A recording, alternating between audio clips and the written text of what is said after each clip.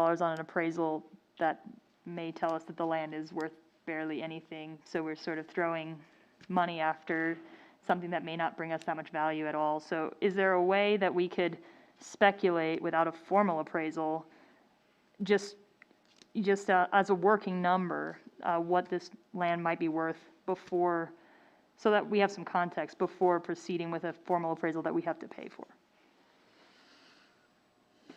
Mr. City Manager. Mr. Mayor, council member, without a doubt, we can try to put together a number based on comps and sales of similar land around the area and so forth to bring forward. The appraisal is probably the most objective way to do that, you know, in terms of bringing an outside expert into the conversation and that kind of thing. So, you know, we have a couple of ways we can go. We just thought that the appraiser would be probably the most objective outside view of how this looks. And it does cost probably a couple $1,000 to do so. Yeah, I guess I would think maybe one step before the appraisal might be helpful to me personally, at least, to get a sense of, like, are we talking $4,000? Are we talking $40,000? Because if it's 4, I may not want to spend $2,000 to tell me that it's 4. But if it's 40, maybe. Mr. Mayor, council member, some of the work that we've done in terms of looking at some of that information and really rough analysis that we would imagine would be about 30,000, 34,000, somewhere in that neighborhood. I don't want to give you that as sort of the number we're bringing forward. However, I'd rather do some more homework, but that at least gives you a taste with respect to what that looks like. Potentially, of course. Councilwoman Engelbretson. So with land, there is obviously some type of a value, but then it comes down to what are you going to do with it? And as Mr. Pacheco had pointed out, that it's more valuable to the existing owner. You have a 17% grade at least. I grew up in this neighborhood. I slid down this hill. So I know how straight up and down it is. I mean, it's not an easy hill to build on. So when you're looking at an appraisal value, then you have to find out what the best use of it is. And so I think that, and even the mayor is familiar with builders, that it's going to be hard pressed to move that kind of dirt and put in some type of retaining wall to keep all the dirt out to even build something. That's the only thing that I'm thinking is it's going to be hard to build up on those 2 east side lots due to the fact of the incline. So essentially, I don't think it has that much value. Anybody else? Okay, well, we'll come back to number 2. In favor of tabling this to get an appraisal? Okay. And then number 5, to vacate and move forward as had been planned. Okay, there's your answer. Thank you. Thank you. All right, we'll move forward to the municipal golf course improvements and equipment. Mr. City Manager. Thank you, Mr. Mayor. Many of you on the council will recall the work that we undertook at the golf course clubhouse, if you will, the 19th hole. One of the projects that council approved was that of installing a fire suppression system in the building, particularly given some of the improvements that were taking place, which kicks in other code requirements and those kinds of things. Council authorized $100,000 for that part of the project to take place. The good news is that project came in for quite a bit less, and in fact, we believe that we have some 40+ thousand to work with. If indeed council's comfortable with us using that money for other smaller projects instead of turning everything back to the reserves. We do have in the memo that you received a couple of those items identified in said memo. And some of that involves some flooring that could be replaced, and thereby removing some trip hazards that we're seeing. We're talking about a second cashier station for the pro shop so that we can facilitate guests in and out of there on a much quicker basis. We also would like to suggest a ball picker cart that would allow for us to continue the hours of the range and its operation while we're picking up balls, and thereby not having to close down that service every day for a period of time. And we are in need of a sign for the restaurant. With those purchases, if council agrees, we would not need to do a budget amendment, and we'd still be able to turn $15,000 back into the reserves. And so with that, Mr. Mayor, we were wondering if we could put that bug in your ear for tonight so that we can get that work started before the season. Or if council would like to see more information, we can do that as well. And if council wants to tell us no and put that $40,000 back into reserve, we're okay with that direction too. But we thought we could get done with a couple of things that we think could help the operation if council saw it that way as well. Okay, discussion? Councilman Gamros. Thank you, Mayor.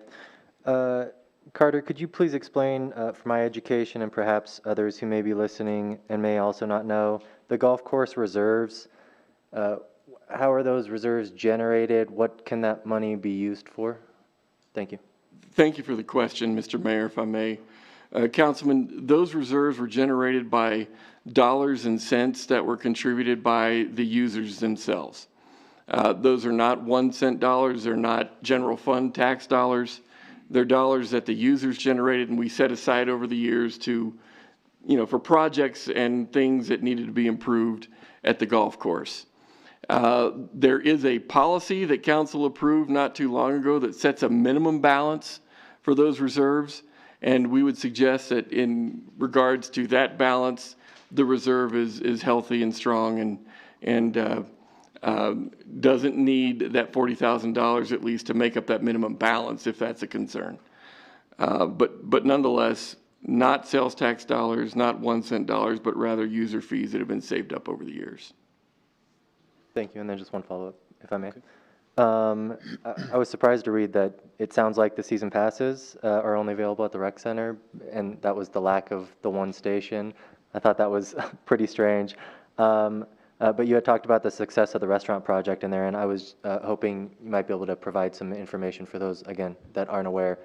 What does that success look like, and maybe just a quick overview of what that project was? Thank you. Mr. Mayor, Councilman, we have not had a consistent concessionaire in that building for probably the last 5 years at the very, very least.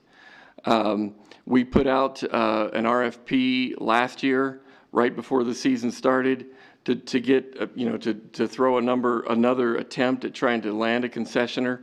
And we had one respondent, and that was Johnson Restaurant Groups. We made an arrangement with Johnson Restaurant Group to get them on board. And as I understand it, the very first partial season that we've had, Johnson Restaurant Group and the operation of that building as our concessionaire, we have had more revenue in that building than we've had, again, in the last 5 years, and maybe even in the last 5 years combined. We're hopeful that that can be a long-term relationship. And we're certainly hopeful that with some of these deficiencies that we're dealing with that building right now, we can only improve that situation. Councilwoman Ingebretson. This is just something, I deal with the LVT flooring all the time, so is that a consideration for a slip hazard? Because I know when it gets wet, it's pretty slippery, and then so is that, and it's more expensive to install. Mr. Mayor, do you mind if I ask Tim to come up and deal with that? He had a lot of insight into that recommendation, if I could. Thanks. Sure.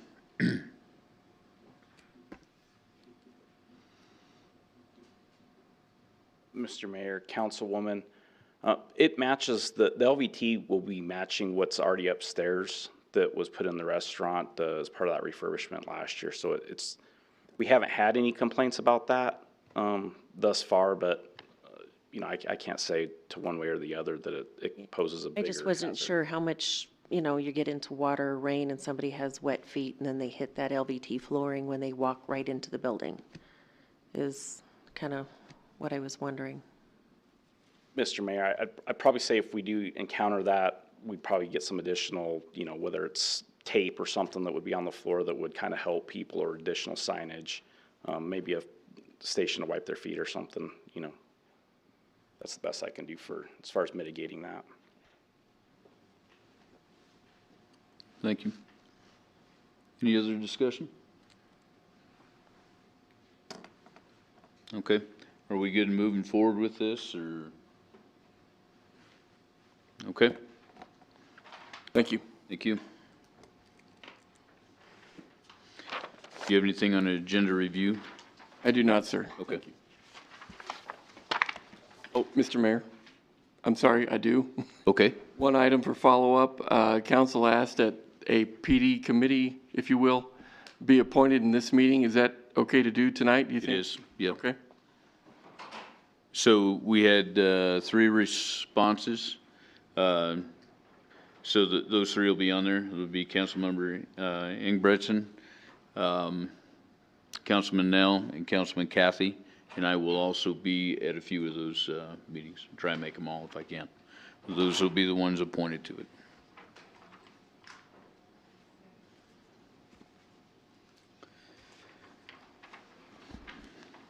All right, so before we begin this evening, I'd like to remind everyone to silence their cell phones at this time.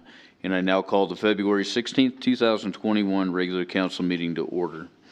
The chair would entertain a motion to, by minute action, excuse the absence of Councilman Nell. So moved. Moved by Councilmember Pollock, second by Councilman Kathy. Any abstention or nay votes? All voting aye. Aye. Please record the vote. With all members voting aye, motion passed. Council meetings are also televised and can be viewed on cable channel 192. Could you please join me in the Pledge of Allegiance?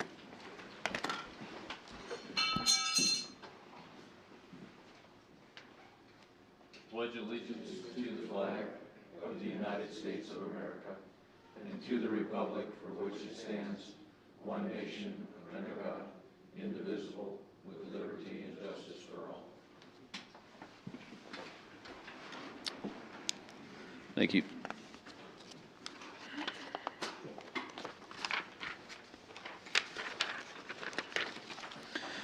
Chair would entertain a motion to approve by minute action the minutes of the February 2nd, 2021 regular council meeting as published in the Casper Star Tribune on February 10th, 2021. So moved. Second. Moved by Vice Mayor Pacheco, second by Councilwoman Lutz. Any amendments? Any abstention or nay votes? All voting aye. Aye. Please record the vote.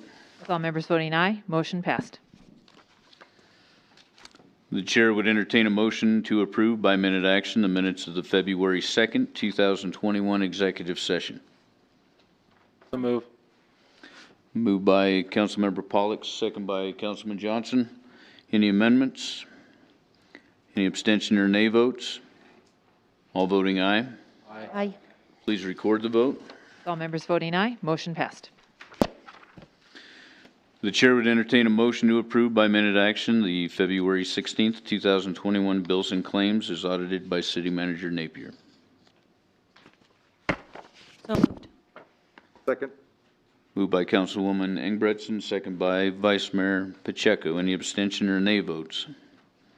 All voting aye. Aye. Please record the vote. All members voting aye, motion passed. Now is the time we invite anyone in the audience who wishes to speak with the council to come forward. As stated on the first page of the agenda, we ask the following. Please state your name and address. Direct all questions or comments to the mayor and only the mayor. No personal attacks on staff or council will be tolerated. Council will not respond to personnel matters. These will be referred to our city manager. Questions posed by speakers may or may not be responded to by council members. Presentations will be limited to 5 minutes and duplication of speakers will not be allowed, nor will time extensions be permitted. Please note that public hearings and ordinances each have their own comment period, so please hold your comment on these items until we reach them. Is there anyone that would like to address council?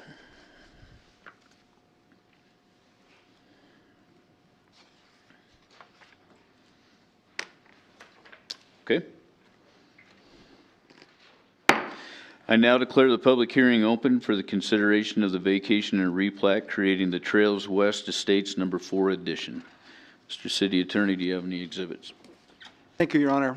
Two exhibits tonight. Exhibit number 1, correspondence from Liz Becker to J. Carter Napier dated February 3, 2021. And exhibit number 2, affidavit of publication, is published in the Casper Star Tribune dated January 31, 2020.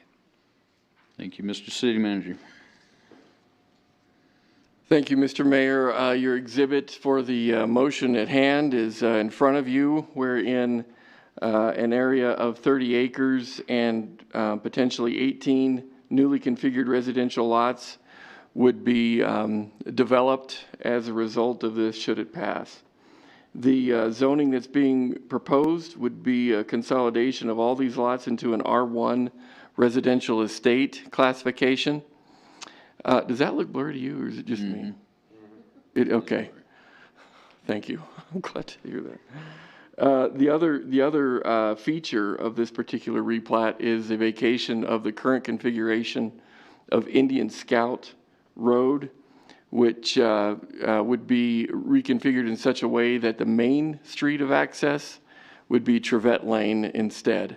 While there will be a portion of Indian Scout as a part of this plat, it will not be any further the primary access for the lots as it's currently configured. Okay. Council will now listen to public comment. Public hearing comments are limited to 5 minutes and no duplication of speakers will be allowed. At this time, I would ask those individuals who wish to speak in favor of the issues involving Trails West, Estates Number 4, to please approach the lectern.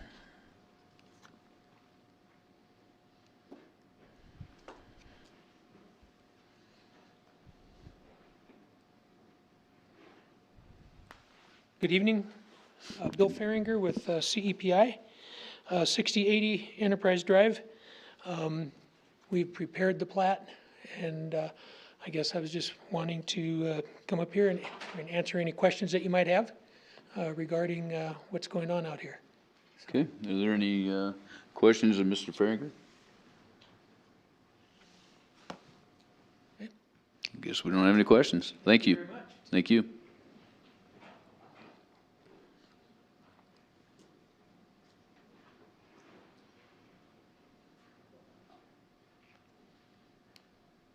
Good evening. Good evening. Members of the council, my name is Keith Tyler. Address 6013 River Park Drive. I'm here tonight as a consultant for Luke and Amy Munsell. They are one of the property owners involved in this replatting and the vacation of Indian Scout. I think it's a benefit to everyone, including the city. Indian Scout hasn't been built for many good reasons, and this is an opportunity to finally vacate it and eliminate it as a potential future obligation for the city to maintain. It's a street that was partially vacated years ago and quite frankly should have been vacated entirely at that time. So any questions I'd be happy to answer. Any questions for Mr. Tyler? No, sir. Thank you.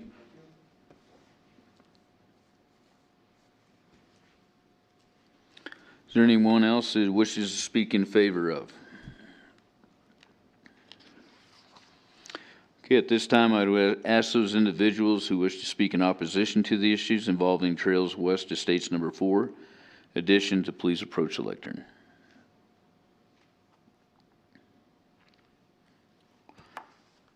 All right, there being no others to speak for or against the issues involving Trails West Estates Number 4 addition, I now declare the public hearing closed. Please read the ordinance by title only. An ordinance approving a vacation, replat, subdivision agreement, and zone change for the Trails West Estates Number 4 Addition subdivision in the city of Casper, Wyoming. Chair would entertain a motion to approve on first reading the ordinance just read. So moved. Moved by Councilmember Pollock, second by Councilman Johnson. Any discussion? Any amendments? Any abstention or nay votes? I'm going to abstain. I will also abstain. All voting aye. Aye. Please record the vote. With the abstention of Mayor Friel and Councilmember Egebretson noted, motion passed.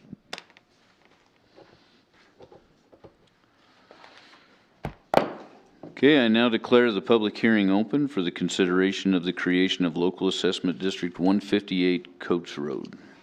Mr. City Attorney, do you have any exhibits? Thank you, Mayor. We have 6 exhibits for this item. Exhibit number 1, correspondence from Andrew Beamer to J. Carter Napier dated January 29, 2021. Exhibit number 2, affidavit of publication is published in the Casper Star Tribune dated January 31, 2021, excuse me. Exhibit number 3, correspondence from Seth Curson to Scott Baxter. Exhibit number 4, correspondence from Paul and Susan Gully to the city clerk. Exhibit number 5, property owner notification packet, including estimated assessment summary list, correspondence from Scott Baxter to property owners dated January 22, 2021, LAD 158 map, resolution number 21-8. And just today, an additional letter of opposition was received by the city clerk's office and is being added to the exhibits at this time. Council received a copy of this letter this evening, and so this exhibit is exhibit number 6, correspondence from Julia Olson regarding 4360 Coates Road. Thank you, Mr. City Manager. Thank you, Mr. Mayor, members of the council. This is a project that council has discussed a number of times in work session. Just to remind you quickly, this is a partnership being proposed between the city, the county, and the property owners who would gain from the improvement in question. And that is 18 property owners that would be a part of this partnership, if you will. It is anticipated that with respect to the contributions that would be expected from the city of Casper, which, by the way, would be funded with 1 cent $16, would be in the neighborhood of $67,000. It's proposed that the county would also pitch in an amount equivalent to that, as well as the property owners, which averages just over $3,700 per property. Okay. Council will now listen to public comment. Public hearing comments are limited to 5 minutes and no duplication of speakers will be allowed. At this time, I'd ask those individuals who wish to speak in favor of the issues involving Local Assessment District 158, please approach the lectern.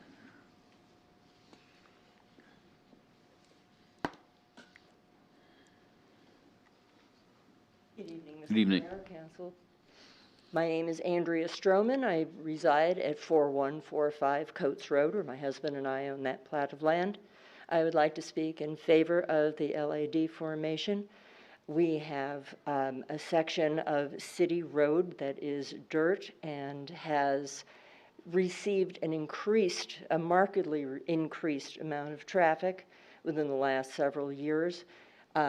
People who reside in the county to the south of us along the same road have heavy equipment, 18-wheelers, tractor trailers, dump trailers. There is a facility that is an indoor riding arena that boards horses. So we have multiple, not only the residents who own horses there, but the addition of horse trailers up and down that stretch of road. It's continually washboarded. The prevailing wind blowing from west to east sends huge clouds. Not only is it making it unable for us as property owners to open our windows and receive fresh air, but the amount of money that we have spent on landscaping, windbreaking, maintenance, paying city water charges to maintain our yards, and having a 3-inch layer of dirt by the end of the winter caked on our properties. We are concerned with the amount of, I don't know how to say, judgment upon the part of people who drive on Coates Road, who proceed from CY pavement to Coates Road, but they seem to be of the opinion that one must accelerate rapidly to adjust to a slight incline with the weight of a trailer behind them. The city has been out there multiple times. Our property is 2 properties south of CY Avenue on the east side and approximately 10 inches of road has been graded down. Every time the city comes out to maintain the road, level the washboarding, the road lowers, the driveways raise. We are unable to pave our entire driveway due to this constant cutting of the roadway. It isn't just us, it's several who now have to put up with increased drifting of snow.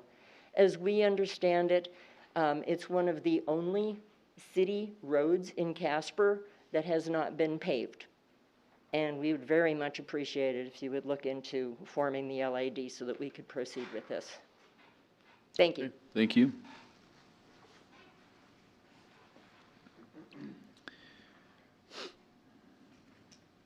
Is there anyone else who would like to speak in favor of? All right, at this time, I'd ask those individuals who wish to speak in opposition to the issues involving Local Assessment District 158 to please approach the lectern.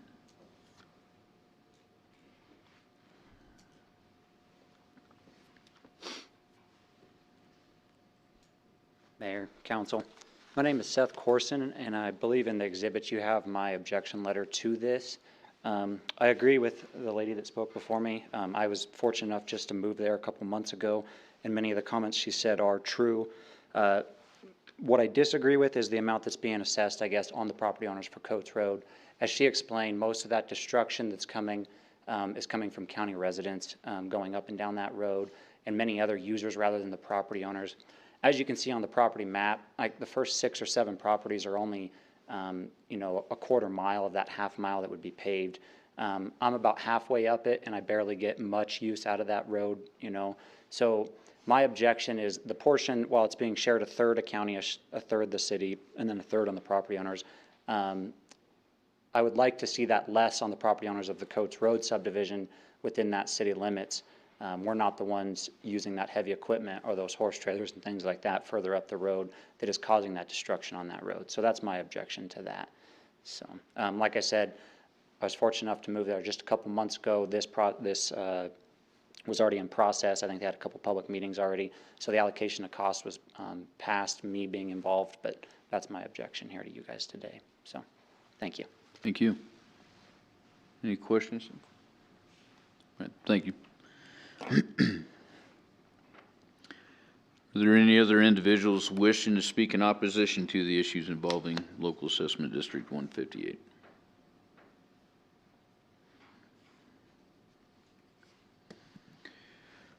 Okay, there being no others to speak for or against the issues involving Local Assessment District 158, I now declare the public hearing closed. Please read the ordinance by title only. An ordinance creating City of Casper, Wyoming Local Assessment District Number 158, ordering the construction of improvements therein, describing the same, directing the preparation of plans and specifications therefore, providing for the publication of notice to contractors, fixing the boundaries of said district, ratifying action previously taken, and prescribing details in connection with said district. Chair would entertain a motion to approve on first reading the ordinance just read. So moved. Second. Moved by Councilwoman Engbretson, second by Vice Mayor Pacheco. Discussion? Councilman Gamroth. Thank you, Mayor. I have a two-parter, surprise, surprise. I guess one is confirmation from Carter. So 18 property owners, we have 3 letters voicing a nay, they don't approve of it. Does that mean we have 15 saying they do support it, or does that mean we have Andrea, one of the property owners, speaking in support, and then 14 others that may or may not have responded to the surveys and stuff? Mr. Mayor, Councilman, we tried to do a pretty comprehensive job in terms of ascertaining the will of the neighborhood in preparing for this conversation. And indeed, we did a survey at the very beginning of this, and it would appear that the survey results are not too different with respect to what you're seeing in terms of opposition at this point in time. So in my opinion, and from the data that we've tried to gather, the majority of the property owners in this potential district are in favor of this project moving forward. Thank you. And then the second part of that, I completely empathize with the property owners in support and as well as the ones in opposition. I think there's good reasons for both positions. I am curious, on projects like this, is there a precedent or has there been any examples in history of individuals paying more for a share of the road depending on their usage? The gentleman saying that, heavy equipment, trailers and whatnot further down the road. Is there any sort of calibration tool that we have to take that, usage into account? Thank you. Mr. Mayor, Councilman, not to my knowledge. Generally speaking, it's those who front the project or the district being, the assessment being considered.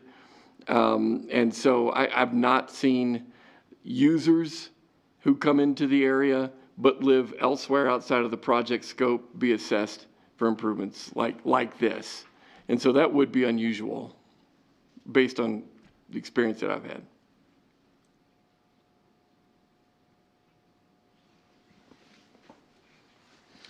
Councilwoman Ingebretson.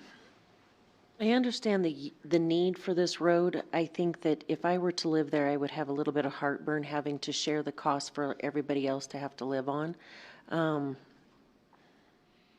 I think that, in my opinion, that we need to relook at what we're charging the residents, just due to the fact I have been up and down this road quite a bit, and there is quite a bit of traffic that I don't think is the actual residents, and they're having to pay a third of the cost when everybody else is using these roads. And so I'm not sure that I feel like it's fair that they have to pay a third for everybody else to just keep using these roads. So I think we might need to relook at charging those citizens that cost for the road.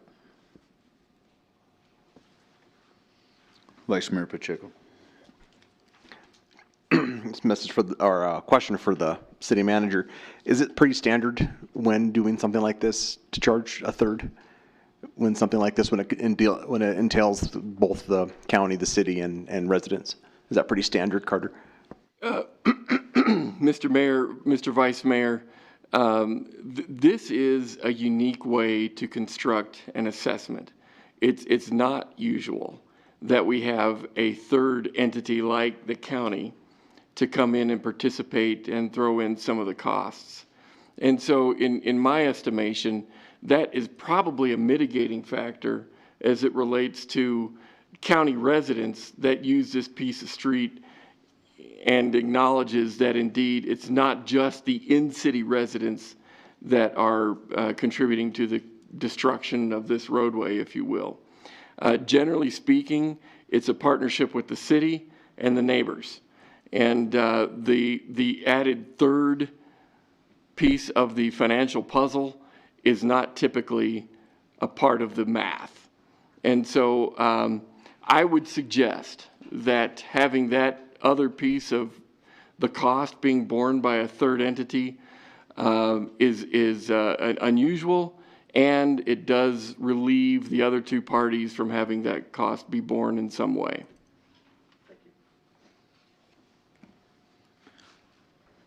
Councilmember Pollock. Same vein, but slightly different question. It seems to me that the opposition we're getting are from the property owners who are shouldering the greatest percentage, or in the top, grouping of property owners who are taking on the greatest share of this. Is it, which is understandable, they've got more to owe in this case. Is it typical that we assess based on acreage alone, or are there other methods of assessment that take into account other factors? Mr. Mayor, council member, that's a fair question as well. I've seen it done a number of ways. I've seen it done where there's just an equal distribution of the cost of the project divided among the number of parties. I've seen it where the lineal footage in the project area is assessed for their proportionate share of the cost of the project. And certainly I've seen direct costs associated with the improvements assessed to the property owner. In this case, we're looking at a proportionate share. hence the reason I gave you an average number as to what some of that financial burden would be. Was the method of assessment a topic at the meetings that were held with the neighbors, or is that coming as a surprise to some folks who were participating in those meetings? Mr. Mayor, council member, my understanding is that it was a discussion point.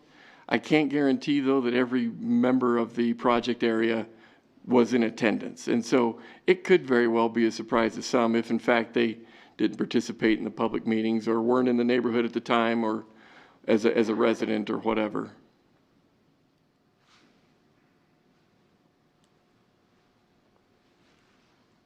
Any further discussion? Any amendments?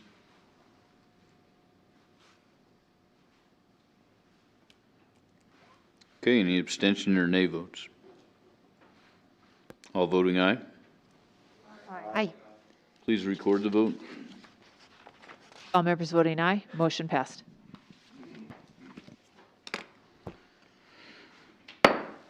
I now declare the public hearing open for the consideration of annexation and zoning of the East Robertson Road addition and 3489 South Robertson Road.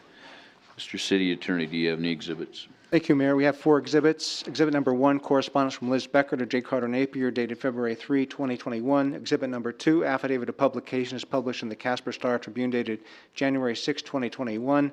It's basically the notice of public hearing date. Exhibit number 3, affidavit of publication, is published in the Casper Star Tribune, dated January 26, 2021. Annexation report summary. And the exhibit number 4, South Robertson Road addition 2021 annexation report. Thank you. Mr. City Manager. Thank you, Mr. Mayor, members of the council. This is the opportunity for council to consider on third reading the annexation in question, the Robertson Road area. Indeed, by the possible agreement to do so among the council, you would also be considering the findings of the annexation report that was submitted a couple weeks ago and was reviewed in work session by this group. Thank you. Council will now listen to public comment. Public hearing comments are limited to 5 minutes, and no duplication of speakers will be allowed. At this time, I would ask those individuals who wish to speak in favor of the issues involving the East Robertson Road addition to please approach the lectern.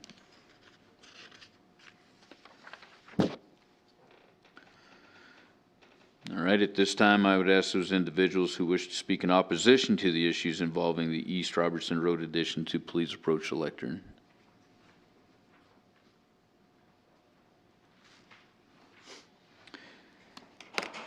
All right, there being no one to speak for or against the issues involving the East Robertson Road addition, I now declare the public hearing closed. Please read the resolution by title only. A resolution finding facts pursuant to Wyoming Statute 15-1-402 regarding the annexation of the East Robertson Road addition. The chair would entertain a motion to approve the resolution just read. So moved. Second. Moved by Councilwoman Ingebretson, second by Councilmember Pollock. Discussion? Just something that I had noticed reading these. So between the annex, there's some buildings and there's a white spot. Are we creating like a little island that is not going to be annexed in? Mr. Mayor, Councilman, that's a very fair question too. No, that is area that's already annexed into the city. Yeah. Okay. Any further discussion? Any amendments? Any abstention or nay votes? And I'm going to abstain from this one. All voting aye. Aye. Please record the vote. With the abstention of Mayor Friel and Councilmember Ingebretson noted, motion passed.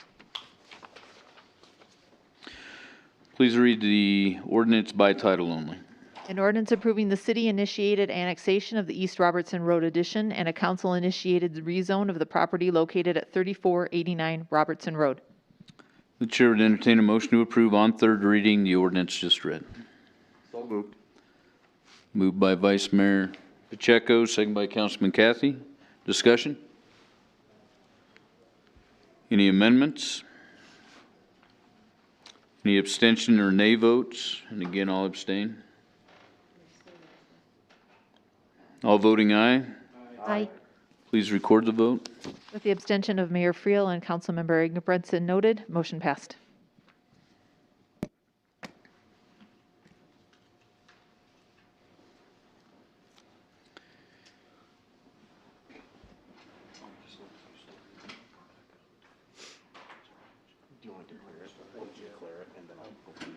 Okay. I now declare the public hearing open for the consideration of the annual renewal of liquor licenses. Mr. City Attorney, do you have any exhibits? Thank you, Mayor. We have 5 exhibits. Correspondence from Fleur Tremmel to J. Carter Napier dated January 26, 2021. Exhibit number 2, affidavit of publication is published in the Casper Star Tribune dated January 18, 2021. Majority of licenses. Exhibit number 3, affidavit of publication is published in the Casper Star Tribune dated February 9, 2021, and that's for the restaurant liquor license of Ludovico. Exhibit number 4, affidavit of website publication is published on the City of Casper website dated February 5, 2021. And exhibit number 5, affidavit of notice of conspicuous posting pursuant to Wyoming Statute 12-4-104A dated February 5, 2021. Thank you. Councilmember Pollock. I'd just like to recuse myself from the conversation. Okay, thank you. Mr. City Manager, do you have a report? Mr. Mayor, members of the council, this is council's annual opportunity to consider renewal permits for a wide range of alcohol and liquor vending licenses that you have received application for. Council has received guidance and discussion from your police department as well as the office of the city clerk. And it is your opportunity to interview the guests that you've invited, as well as consider on a formal basis a potential renewal of these licenses that have been applied to your attention. Okay, thank you. Council will now listen to public comment. Public hearing comments are limited to 5 minutes and no duplication of speakers will be allowed. There were 2 individuals that we asked to come tonight. I'll ask that the public come up and give their comment first, and then we'll ask for those individually afterwards. So if there's anybody from the public that would like to comment.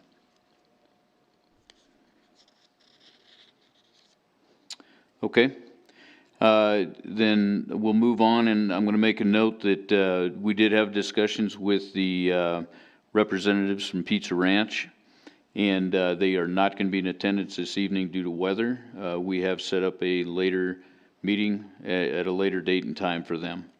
I am now going to recuse myself from the next one and turn this over to Vice Mayor Pacheco. Thank you, Mayor.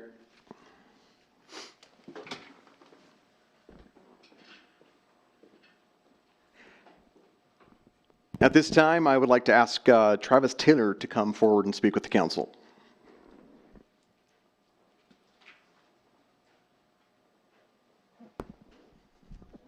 Hi, Mr. Taylor. Good evening, Mr. Mayor, members of council. My name is Travis Taylor. I reside at 5130 Blackmore Road, Casper, Wyoming. I'm just going to go through quick history here real quick of liquor license number 5. I acquired the license in 2016, and initially it was intended for a development site for Harmony Hills. That's what I was initially going to be a part of. Over a month's time, there was issues with, and it was an underserved area, Casper, but due to location difficulties and change of price, and there was also access issues that we ran into. So unfortunately, that site fell through.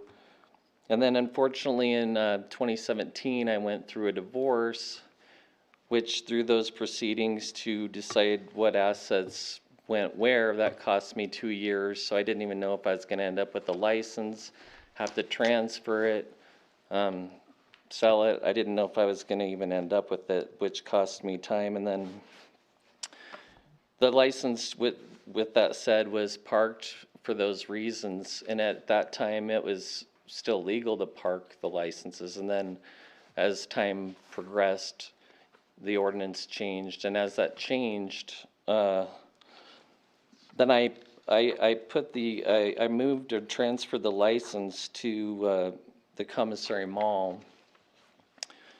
And it's been active and in good standing at that location ever since. With that said, initially at the commissary mall, I had discussions with the owner to possibly renovate the entire commissary mall as a joint partnership. And I was there for a year. As you're there, you need a year or so to see, as far as volume, if the site's going to work out, and also if we were going to be able to transform together that site. As you know, it's a large site, so it had been a huge undertaking, and we both agreed that it wasn't cost effective for either one of us. In the meantime, we did 19 large catering events in the city and in the count between the city and the county in that time period. And then also, so as I came to the understanding that that location wasn't going to work out, COVID hit. So COVID's totally, as you guys already know, how devastating it's been, but it totally put a halt on anybody doing anything, transferring, building, and it's not an excuse, it's a fact. And so it's basically tied my hands from transferring, building, and even selling to a point. So this is where we stand right now. So what I'm here to ask that you please renew my license, and I'm highly motivated more so to market it, to sell it. And however, if there's an opportunity that comes along that I can't pass up, then I will transfer it. But what I'm here to tell you is that I will make sure that happens this calendar year, one way or the other. Because I also I'm also equally motivated to get this license doing what it should do for me and the city, bottom line. So I'm agreeance. So that's what I'm going to do, if you please grant me my renewal. Thank you. Questions, comments? Councilman. Thank you, Vice Mayor Pacheco.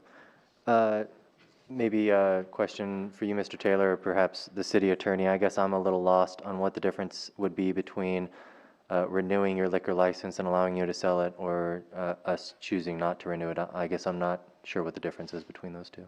Thank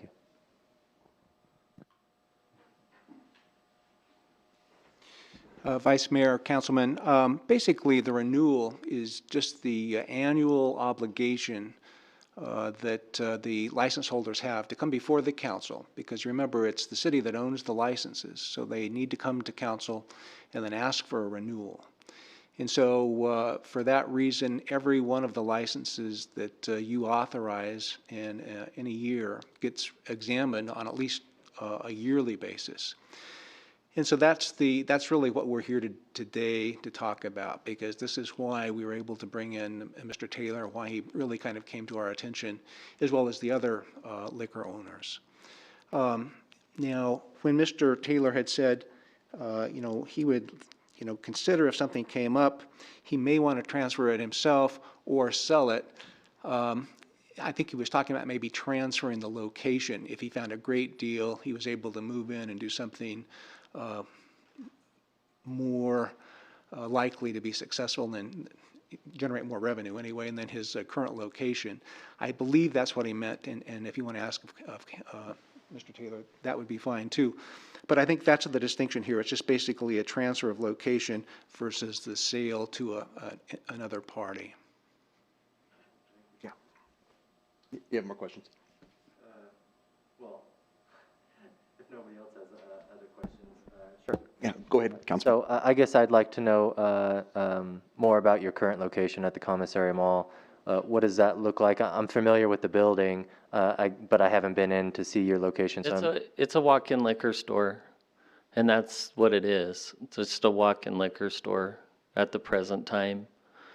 And there were discussions to access water and possibly put in a lounge in there, but like I stated, when we decided not to renovate the building and to do it the proper way, then I just decided it's just best to leave it as it is and then to transfer to a different location. thank you. Councilman Kathy. What are your current hours right now? 10 a.m. to 6 p.m., Monday through Friday.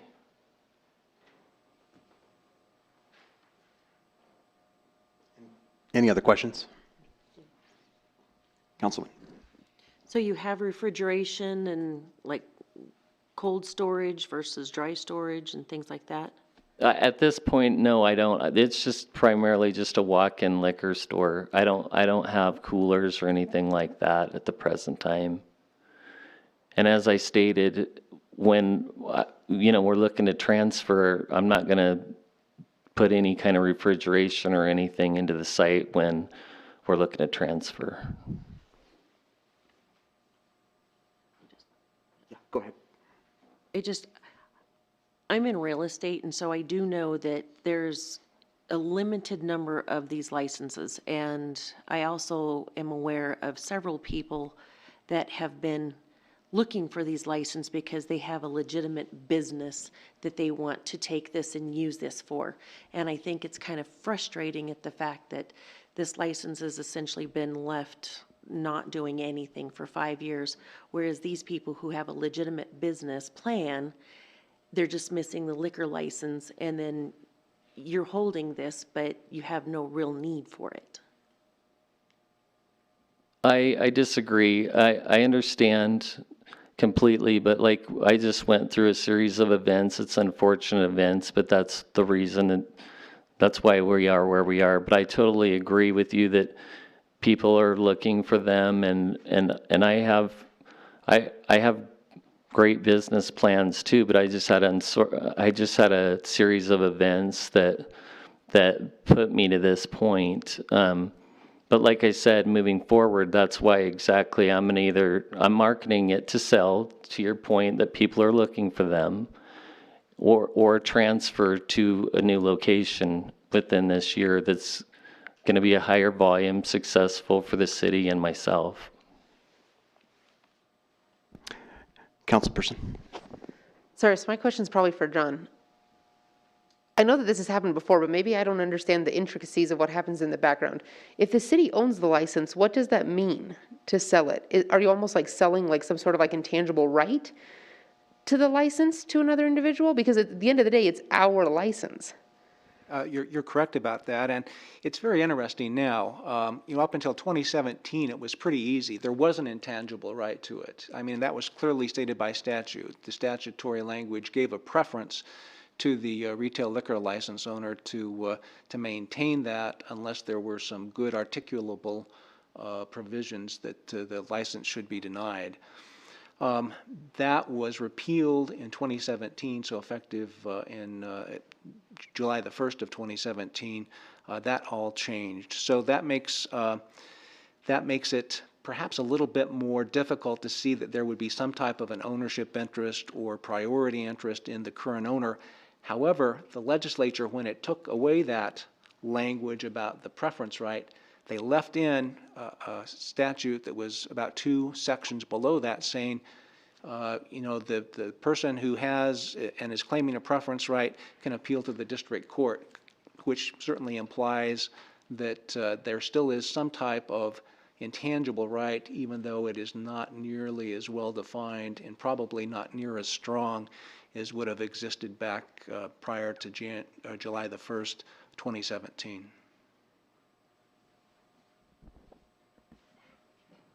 Anybody else?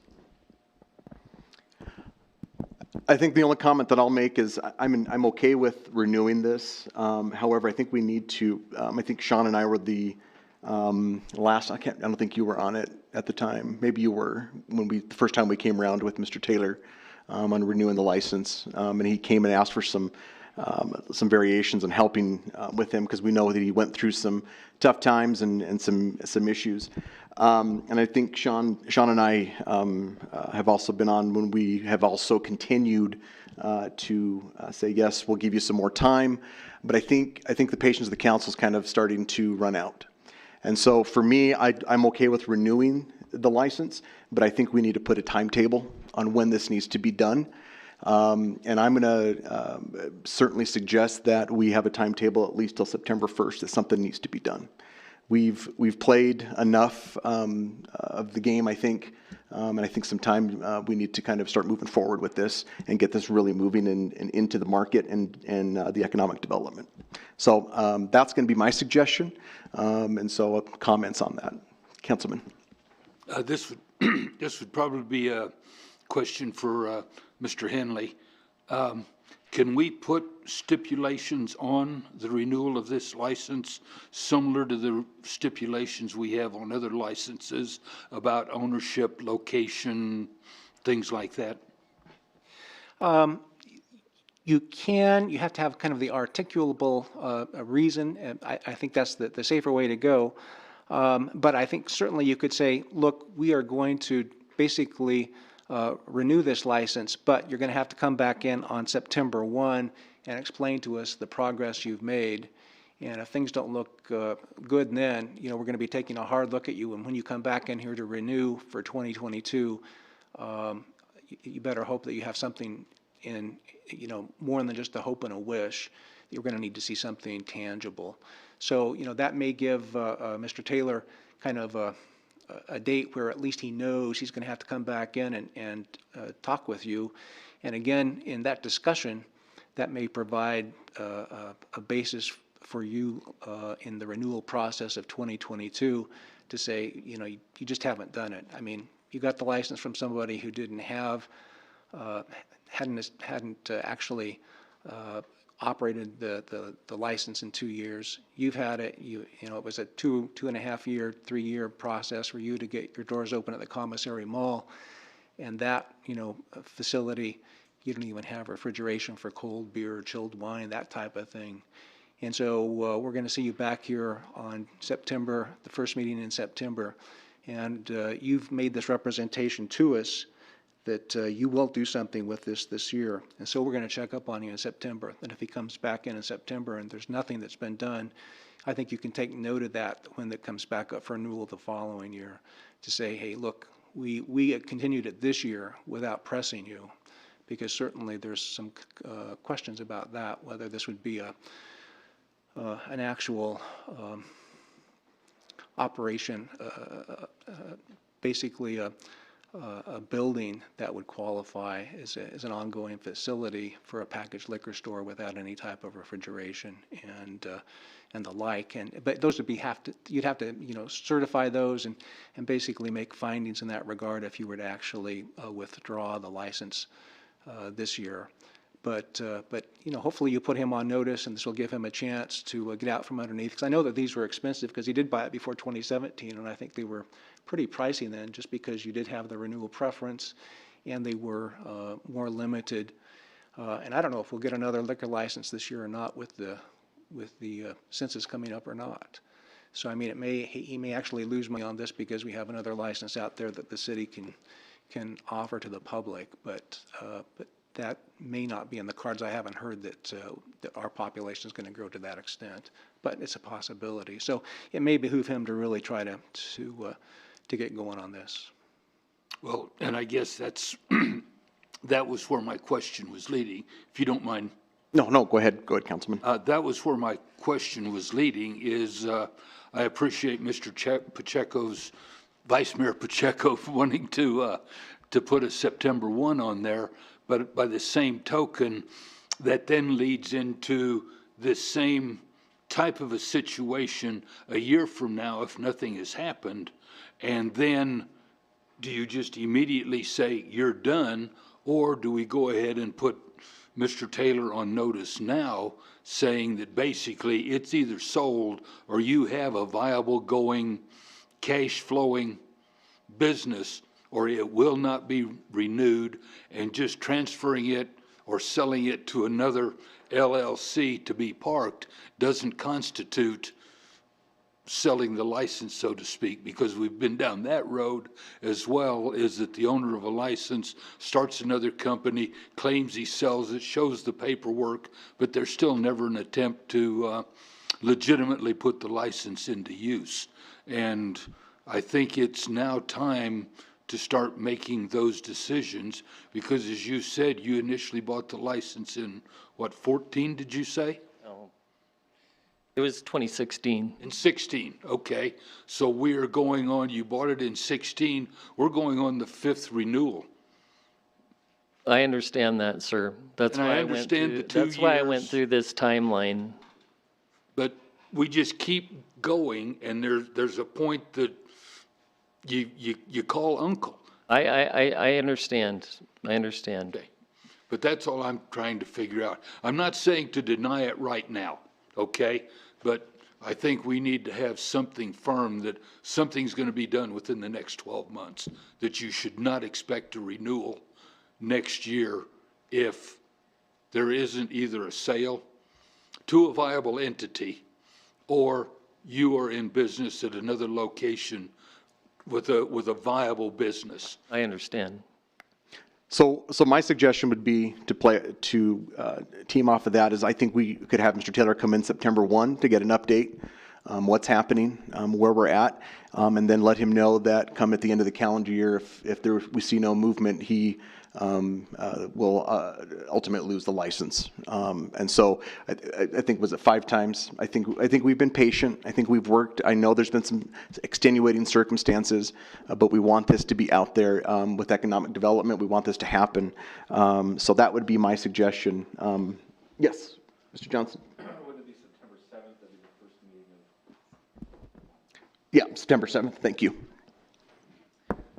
Ray, sir, with that said, if there's substantial movement that's already under, like whether it's construction or something's happening and it's not live yet by September 1st, there needs to be some strict language in there that protects me in that regard too, just because it's not operational by that date. I need a little bit of protection with that, please.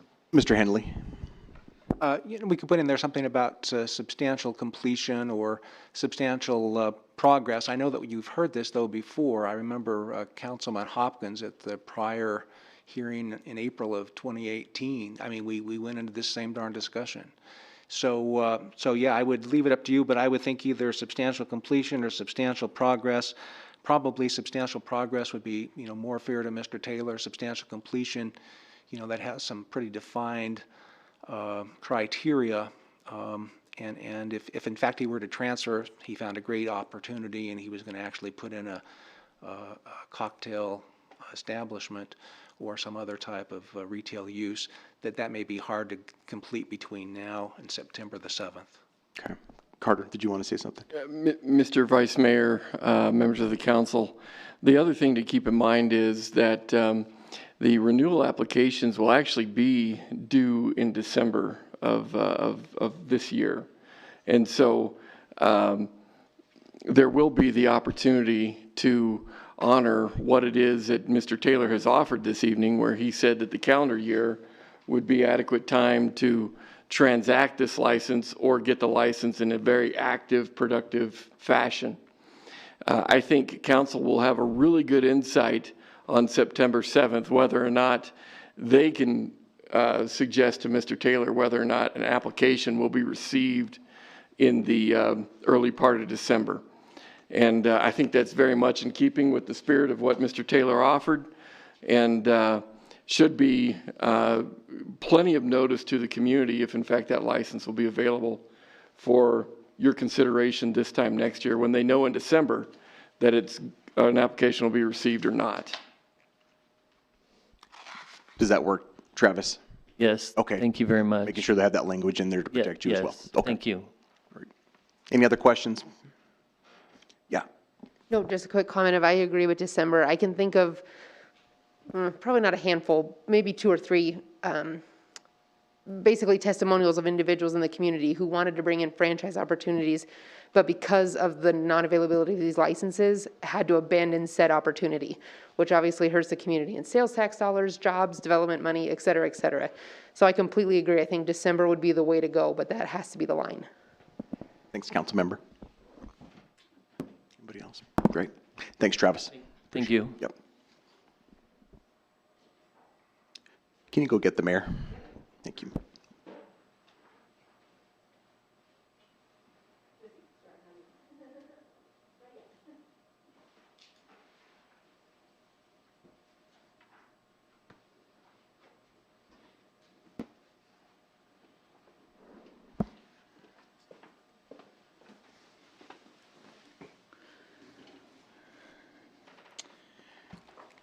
Okay, at this time, I would ask those individuals who wish to speak in favor of the liquor license renewals to please approach the lectern.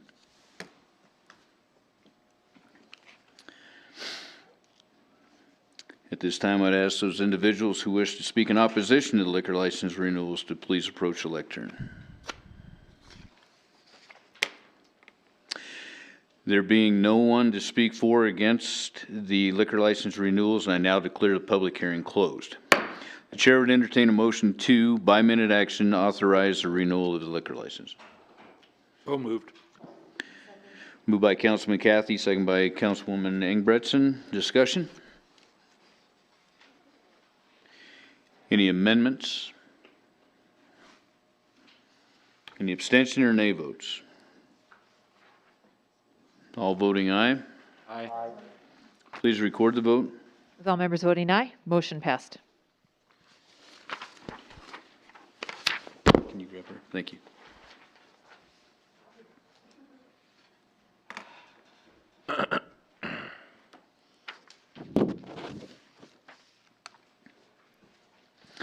Okay, please read the ordinance on third reading by title only. An ordinance amending Chapter 9.24 of the Casper Municipal Code, offenses against public decency, modifying certain sections, and creating new sections thereof. The chair would entertain a motion to approve on third reading the ordinance just read. So moved. Second. Moved by Councilman Cathy, second by Councilwoman Lutz. Council will now listen to public comment. Public comments are limited to 5 minutes and no duplication of speakers will be allowed.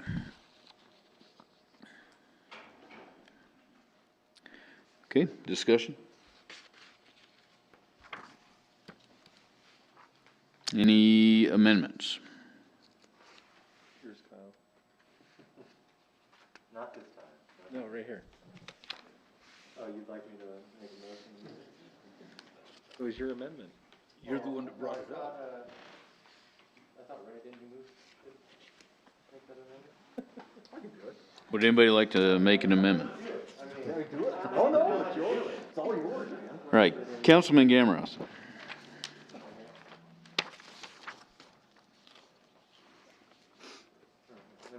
Thank you.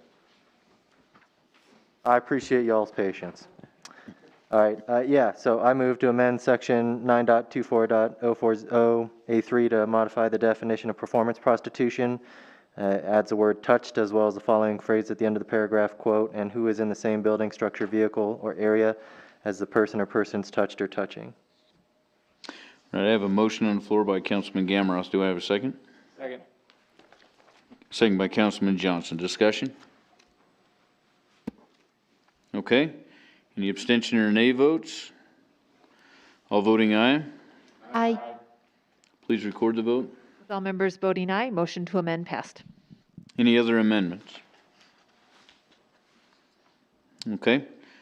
So on the amended ordinance, any abstention or nay votes? Or any further discussion, first of all? Okay. Any abstention or nay votes? All voting aye? Aye. Please record the vote. All members voting aye, motion passed. Please read the ordinance on third reading by title only. An ordinance approving the plat of the Highland Park Cemetery Edition Number 2. The chair would entertain a motion to approve on third reading the ordinance just read. So moved. Moved by Councilmember Pollock, second by Councilwoman Ingebretson. Council will now listen to public comment. Public comments are limited to 5 minutes and no duplication of speakers will be allowed. Okay, any discussion? Any amendments? Any abstentions or nay votes? All voting aye. Aye. Please record the vote. With all members voting aye, motion passed. Please read the ordinance on second reading by title only. An ordinance approving the vacation of East 7th Street between South Jackson Street and the public alley bisecting blocks 62 and 63 of the Sheridan Heights addition. The chair would entertain a motion to approve on second reading the ordinance just read. So moved.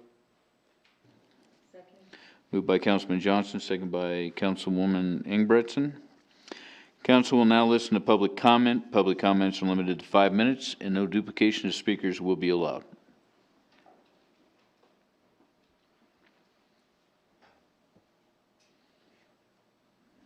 Mr. Steensland? Good evening. My name is Dennis Steensland, and my interest is that I have lived in this neighborhood for roughly 50 years. So I was surprised to hear that you were wanting to change the precedent that's already been set for 100 years to start charging somebody rather than vacating that land and giving it to the property owners. The thing that's unique about this is the same property owner owns all the land. He's also been paying assessments, taking care of that land. For probably 8 years, I think, he's owned that property. So anyway, it's a family that's well established in Casper. If anybody were to deserve a quote-unquote freebie from the city and not having to pay for it, I'm all for that. When you have your discussion, Ed, you say you want to get an appraisal. There's nothing says that he has to buy that 70-foot strip of land just because he owns everything around it. And anybody else that would want that, according to part of your discussion, it has no value. Many years ago when he bought that, I had looked at that property. It had no value because you couldn't do anything with it, was the story then.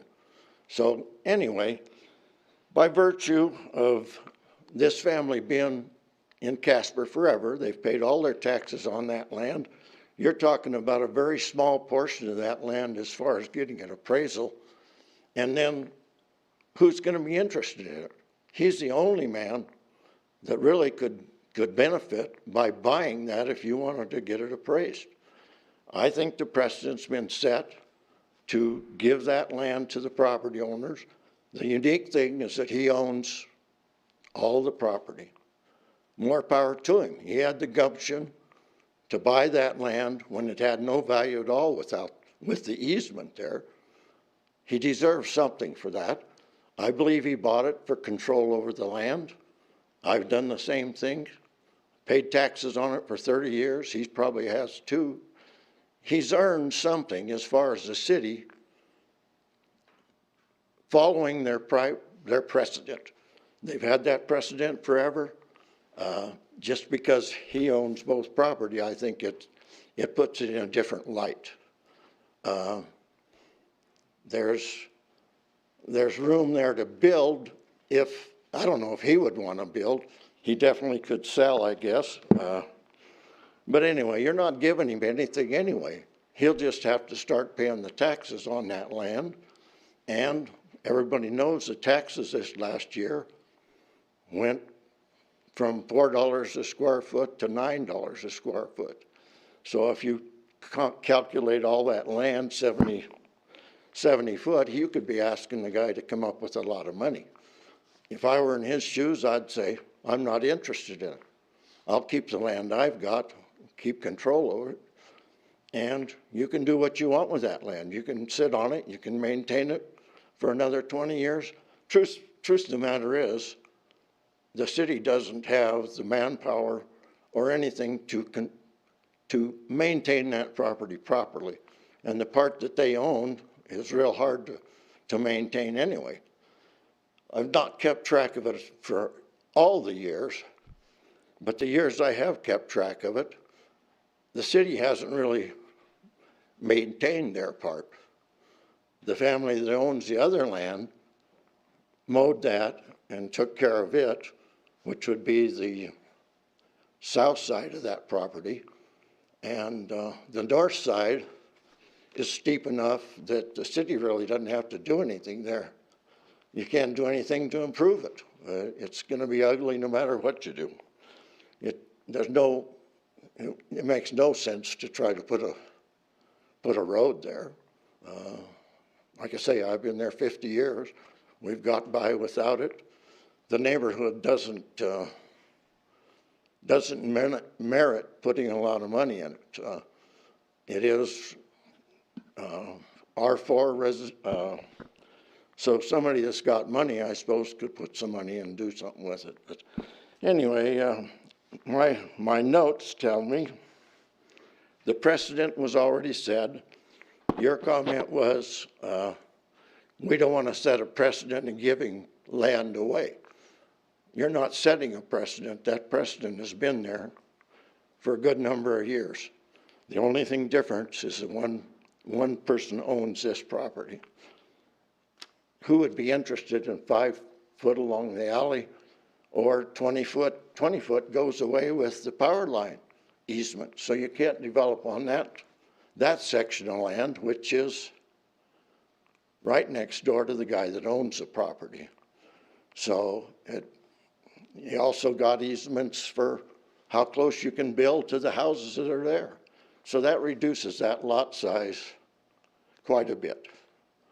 Truth be known, it's a very ideal lot in my opinion. You build high enough, you've got the morning sunrise view, you've got the evening sunset view. So it's a valuable piece that way. But he bought it way back when it was value of nothing. I'm assuming he's paid all the taxes. The city doesn't pay taxes on that right away. So you've lost that money for a number of years. And if you can't sell it, the city's just going to have to maintain it and eat it for another 100 years. So my input is stick with the president, give him the land. That's what you've been going to do for 100 years, and move on. If he wants to develop, good. If he doesn't, he's got control over that land, is what I think he bought it for originally. And the family's been here for many, many years. It's a well-known family in town. They deserve a break. Thank you very much. Thank you. Any questions of Mr. Steensland? Councilman Gamros. Thank you, Mayor, and thank you, Mr. Steensland. Thank you. Appreciate you being here and for your comments this evening. If you were here for the discussion earlier, I think you're probably aware that I agree with your sentiment, but just to satiate my curiosity, I guess 2 questions I have is, I'm curious why you're here advocating on behalf of it instead of the owner who owns this property around it, and 2, you referred to the precedent being set of a situation like this, the city ended up giving it to the adjacent owners. I was just curious specifically what you were referring to as far as that precedent, if there was a specific instance or example. Thank you. The precedent thing that I've picked up on is that it's been in place since 1919. When you vacate a piece of property, whether it's 5 foot on the alley, you give that to the person. Well, you're not giving it to him. He gets it, but then he has to start paying taxes on it, whereas the city didn't pay taxes on it. I really don't know why the family isn't here. I didn't contact them. I'm here because I at one time was interested in that land, and I've lived in that neighborhood for a good number of years. It just caught my interest. And then I looked into it and talked to the city, talked to the man that did the study. I've never talked to the family that owns it. I just feel like That's the way you've done it for a long time. First thought in my mind, we've got a new council. A lot of you are new to the process. Nothing against the realtors, but I thought that was part of the logic. The realtors start looking at numbers for what property's worth. So I put some of the problem in my mind on that. I don't think that's the case, but anyway, I just felt it wasn't fair to come back and change the way you did things. And I think it hinges strictly on one person owning the whole piece of property. If that was 4 or 5 different people, no problem. You give it to them, they can't do anything with it anyway. They just have to pay taxes on it from that point on. Taxes will start the beginning of next year. So I'm assuming the family's paid taxes on all those lots that showed there. I didn't go into it deep enough to see how many lots are there. But I know what the footage is that you could work with to develop it. Just as a general interest to the neighborhood, the neighborhood, if somebody were to build a fourplex on there or something, they can do that. They would have enough money to take care of that steep hill, I guess. I think it'll sit empty until the family gets a chance to make a lot of money off of it or just wants to develop it on themselves. That's all speculation on my part. I'm not talking to any of them, so. And being as I've still got the floor, I was very concerned when we had 3 new council members this year. I've been pleasantly surprised. I think that everybody's doing a fine job, and I'll maybe get interested again enough to come down here, but hopefully not. It's too frustrating. Thank you very much. That's why you need to run, Dennis. Yeah, I know you. I keep telling you that you need to run. I don't know, some of you don't know. I attended this for probably 2.5, maybe 3 years, pretty faithfully. It was very interesting. You don't get anything done unless you're sitting in one of those chairs. And I'll be surprised if the new people are still there 4 years from now. I think 4 years is too long to sit on the council. Takes a year to learn what's going on. Maybe the second year they're doing a little better. Second, third, fourth, you're pretty effective from that point on. That's my opinion after watching it, but you guys got a lot of control, a lot of power.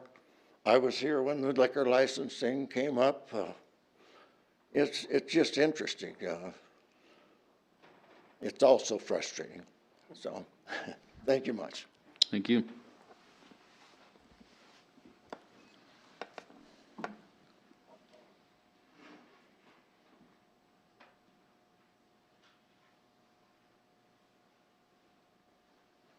Good evening. Good evening. Council members. I was here with you about 2 weeks ago and spoke in pro of this. I actually got to speak to Mr. Dennis Steensland earlier this afternoon. He called our office at ECS and asked that I kind of explain all of this. He had seen it 2 weeks prior. To my knowledge, it didn't sound like he knew the property owners on the north and south at all. He was just genuinely curious because, as he had mentioned, he had talked about this land a number of years back. So I just wanted to say it was nice to hear from that because it seems like typically you just get the calls of people that don't like it. But I just made a couple notes earlier before the session started. The city manager had mentioned some things. It's my understanding when you were discussing the limited disposal, that would mean you can't sell it in the open market in the sense of if it was just a normal parcel of land somewhere else, it basically would have to go to the people on the north and south, and in this case, it is the same property owners. I will say that the Bernardis family, our clients that have asked us to put together this petition, have made an expression to me in email and over the phone that they have no interest in purchasing the land for monetary values.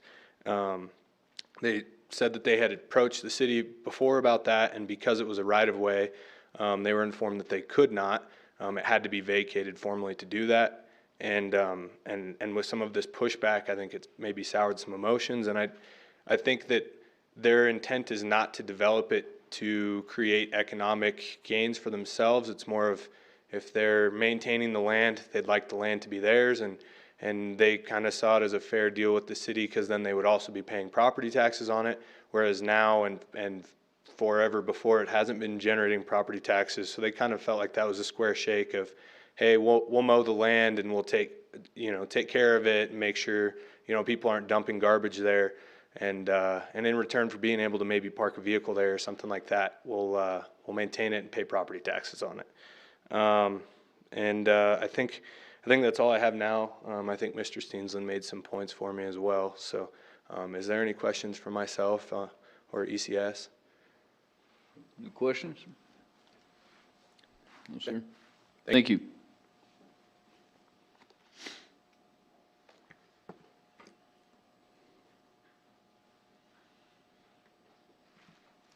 Is there anyone else who would like to speak to council on this?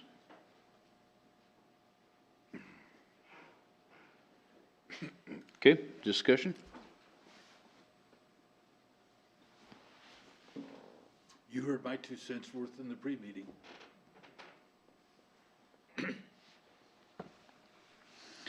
Well, and I know Mr. Steensland, I appreciate what you're saying. And if a precedence was set before, I just kind of look at some of the precedents we set today. And to me, there is some value to it. Whether there's value, it may not have the highest and best for building a fourplex or building a house on, but it is bringing value to those landowners or the property owners themselves. I guess just to refresh my memory, Mr. Manager, was this brought by the family to us, asking us to vacate this? Okay, so this isn't something that we initiated and say we're going to vacate it and just turn it over.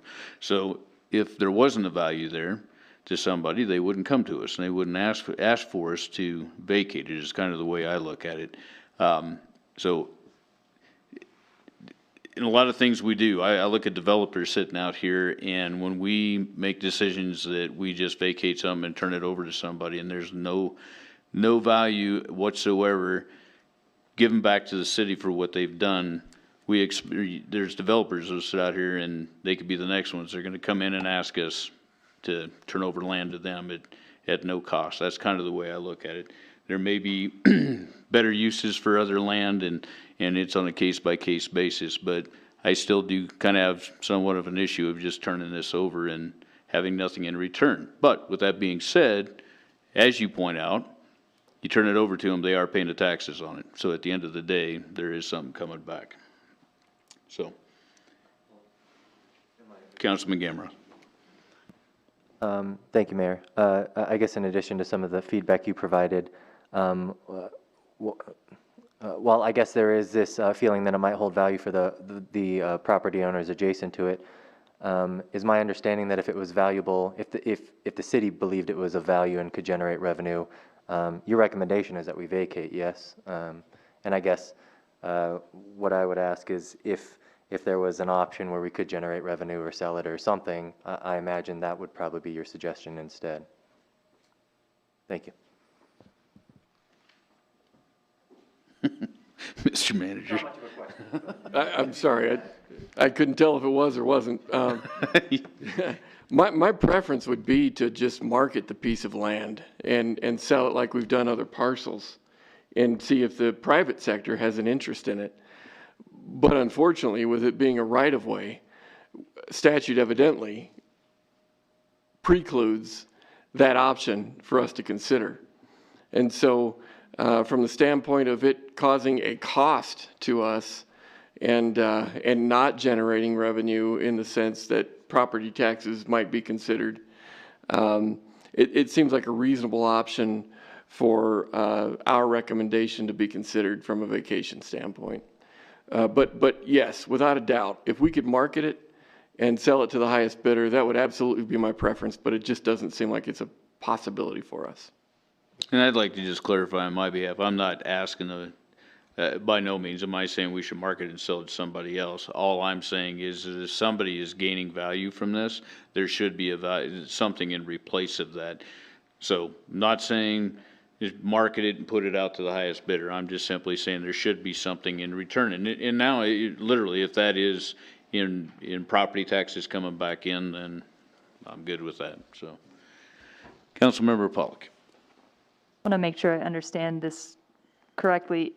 I think what you're saying is this is actually the only way, the only option that the city has to take this piece of property off of our expense line and into a revenue line.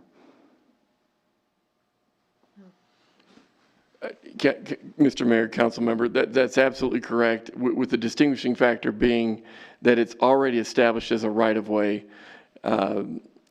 We just don't have those options to market it broadly.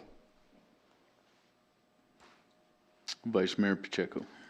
So it sounds like the rub here is that it's not that so much that we can put it on a market and sell it for, you know, $50,000 or whatever and make it back into it. So we can't, obviously, because of statute. The question is that it's getting something, a person, a family is getting something in return, and we should therefore get something as a city. I mean, and I would say that, and I'm taking this from Councilman Johnson, I would say, I mean, they're paying property taxes for the rest of their life as long as they own that. And so I guess for me, it doesn't seem like it's this piece of property that's going to bring us a ton of money or anything. And I understand the precedent of doing something like this, but I guess you guys have done your research. You guys have said to us, hey, this is kind of what we think would be the best case scenario for being able to do. The family's already been a part of that property for a long time. So for me, it makes it makes sense to me to go ahead with staff recommendation. So I'm going to continue to support the staff recommendation on it. So, Councilwoman Ingebretson. Who's obligated to maintain that property?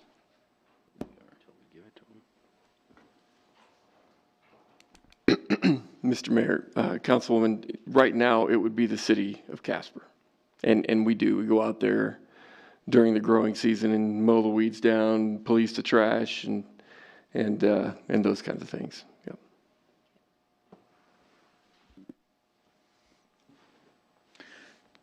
Councilman Kelsey. You said we couldn't sell it on the open market? I wasn't understanding why we couldn't put it out for bid. Mr. Mayor, Councilman, I've asked that question a number of times because it seemed kind of foreign to me. But the reality is, given that it's already established as a right-of-way. Right-of-way. Correct. Not dealing with the easement, but dealing with the right-of-way. That's exactly right. That's exactly right. That precludes us from considering this as a parcel for sale, like we've done with other parcels a number of times. The distinction is those other parcels were not established as right-of-ways and, you know, essentially being decommissioned as such to be made available. That is not available to us as a municipality in Wyoming statute. So then our only option for sale is to the property owner. Mr. Mayor, Councilman, the only other option that council could consider that we discussed in pre-meeting would be to try to monetize what it is that we're dividing up amongst the neighbor in this situation. And the means that we would propose considering that would be to get an appraisal of the property in question, bring you back a number, and see if that is something that you would affix to that property as a condition of transferring it to the adjacent property owner. Mr. Steensland is totally correct. That assumes that the property owner would be willing to accept that vacation for whatever value you affix to it. And the property owner is under no obligation to agree to that. And so we could go through that cost and process, and the property owner may say, I withdraw my application for vacation request, and we wouldn't have any kind of a means of obliging them to make that transaction happen. See, and I was not aware that he was the only one by statute because that had been designated as a street right-of-way. Correct. Because otherwise, I know it would have been a conflict of interest, so I couldn't do it, but I'd have offered you $5,000 for it, which would have covered the appraisal and given you $3,000 in your pocket. But here again, that's a nuance of this piece of property that I'm not sure that I know I didn't understand that. So I appreciate that explanation. That was why I wanted to ask that question. No problem. Thank you. Councilwoman Lutz. No, and I think the thing that we maybe hadn't kept quite in perspective, and Dennis said, if this was 4 or 5 property owners, I don't know that any of us would have even blinked. I think that we would all just been like, oh, they're just getting such a tiny chunk, no big deal. I think the thing that we're getting hooked up on is we see this as one person getting this huge benefit, when in all reality, we would probably have taken significant different treatment had this been like 4 separate people. And it's not really relevant that it's 1 owner versus 4, because in theory it is the same thing. I mean, we're talking about plots. The fact that 4 of them happen to be owned by the same person shouldn't change the end result. Any other discussion? Any amendments? Any abstention or nay votes? All voting aye? Aye. Aye. Please record the vote. All members voting aye, motion passed.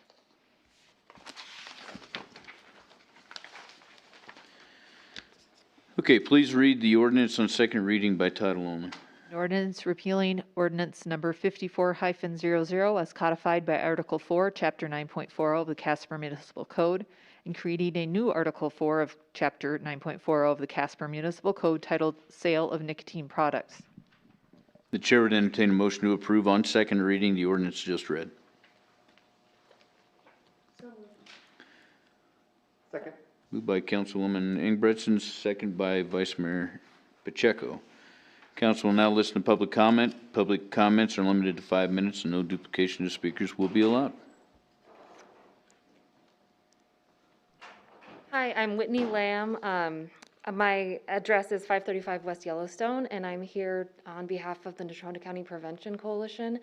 I just wanted to say that we are fully in support of the council's efforts to prevent and reduce nicotine addiction in our community's youth. Our chair coalition, Ms. Hickson, I believe, had sent an email to all of the council members answering any questions and with data, but I'm here to just give our in-person support of the efforts that you're making and to answer any questions you might have right now. Okay. I can. Any questions of Ms. Lamb? Vice Mayor Pacheco. Hi, Whitney. Hi.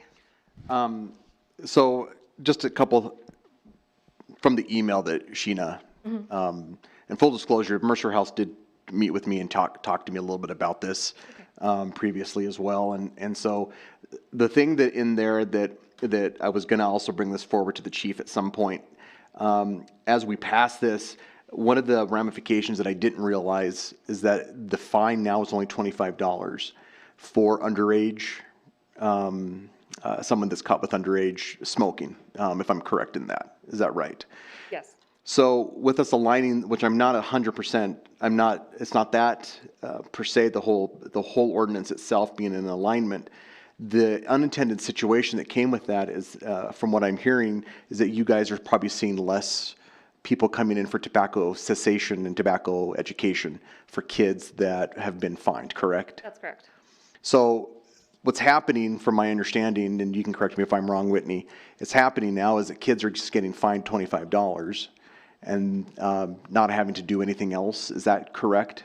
Well, they get the option of 2.5 hours of community service, which I believe is equivalent to the $25, but from what I understand, most are just paying the $25 because it's really nothing to them. And in addition, every time they get caught a second, a third time with a nicotine product, it's just still $25. And so there is no option to learn from, more about what they're using with a tobacco or nicotine education class, because they can just pay their way out of it fairly easily with $25. So prior to that, they would have to take a education class, if I'm correct. Yes, I believe, and the chief probably could speak more to this also, that they're given the option to go to court. They always have the option to go to court, but in lieu of court, they can take a class at Mercer Family Resource Center. And that would, going through the class, successfully completing the class would clear their ticket from their record. And it's sort of a first-time offense opportunity for nicotine users. Okay. Just wanted a couple clarifications, because in the discussion, because this was just brought to me within the last week, so Oh, yeah. I intend to also address it and talk a little bit about how that's affecting also our school resource officers who have, I think, have expressed frustration on this, you know, that they're having to deal with it. They're just $25 fines. So I think this is something I didn't even think of when we were doing this, and I didn't realize the ramifications when we get in alignment with that. So I just wanted some clarifications on that. I knew you would know, and I'll talk a little bit more about it in my discussion when we get to discussion, but I wanted those clarifications, so. Okay. Okay, thanks, Whitney. Thank you.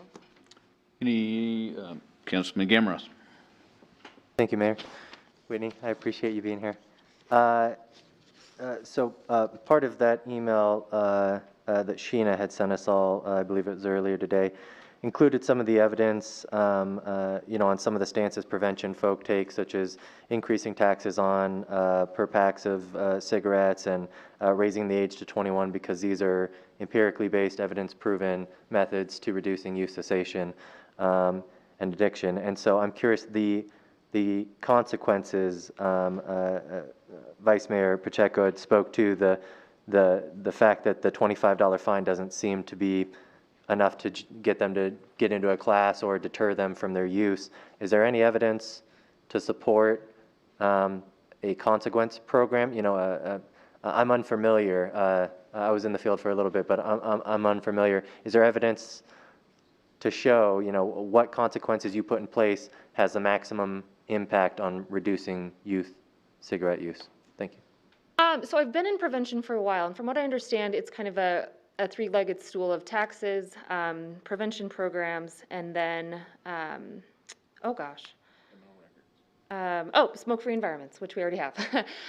So it takes a few things to kind of go at reducing. Well, I keep wanting to say tobacco use, but nicotine use in this case. And so we already have the smoke-free environments, and so that's not conducive to youth smoking. But one thing that has kind of thrown a wrench in things is that vaping is so easy to do anywhere. And you can, I think I'm getting off topic, but you can program your vape to not have a whole lot of smoke, you know, quote unquote, or vapor.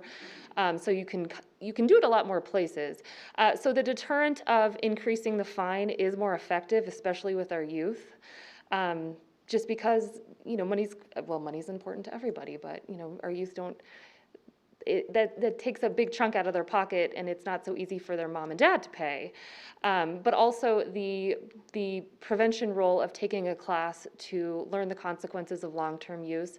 It's not something a lot of us think about when we first pick up anything. I picked up smoking when I was 14, and it was 12 years later that I finally quit.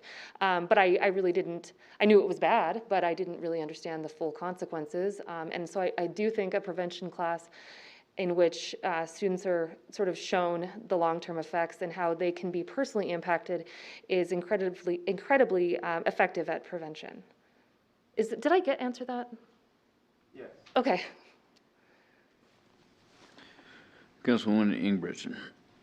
Just as a question, so what does the Mercer House make off of people attending these classes, going to your classes? That is a great question that I cannot answer, but I can get back with you. I can talk to our director. I do know it's pretty minute.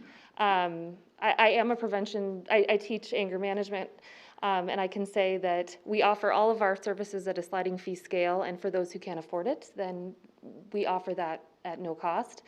But for a $45 fee for a class that's 8 hours with 2 instructors, we don't make a whole lot of money.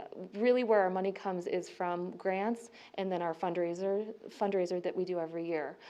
So we're not making a lot of money off of what we're what we're asking the public to pay for our classes. So you have an 8-hour class that you would like an 18-year-old to go and sit in to learn about why smoking is bad for them? Well, if they're an 18-year-old, yeah. Yeah. Any other questions, Ms. Lamb? Okay, thank you. Thank you very much.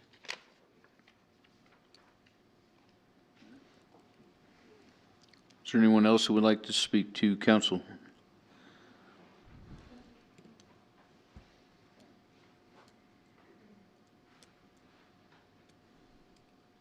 Hi, guys. Hey, I'm Kenzie Martini, 1341 Linda Vista Drive, and I'm the chair of the Youth Council. And basically why I'm here to talk to you guys today is to just say that Youth Council has acknowledged the conversation that the council members had and like their previous concerns regarding 18 being the legal age of adulthood, and that as an adult they should be able to purchase tobacco because it's one of those like big adult things. But however, in talking with our peers and stuff like that, we would like to reassure you guys that this is not a concern most 18-year-olds have, as we don't really see it as like a necessary adult purchase that's important to us. And so because of that, we're more concerned about the health effects that tobacco and nicotine use causes. And so we agree in making the age, the legal age 21 for both the city and the state. So we just wanted to like establish our support for that on the youth's perspective of things.